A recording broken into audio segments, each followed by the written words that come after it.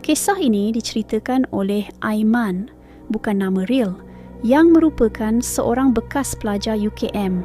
Masa mula-mula dia masuk dulu, senior ada pesan, korang kalau dah pukul 12 lebih ke atas tu, kalau terserempak dengan bas lagi, jangan pergi naik pula. Sebab tu bukan bas betul.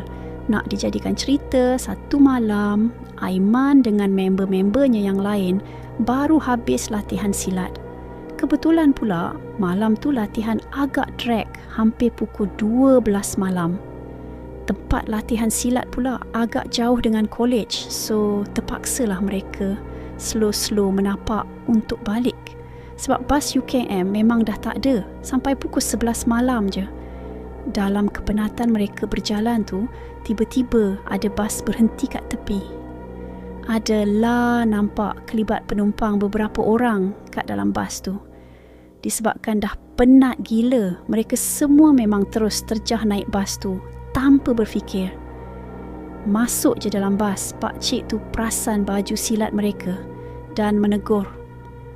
Oh, patutlah berani budak-budak silat rupanya, Aiman dengar. Tapi buat endah tak endah je. Berlagak betul kau, Aiman.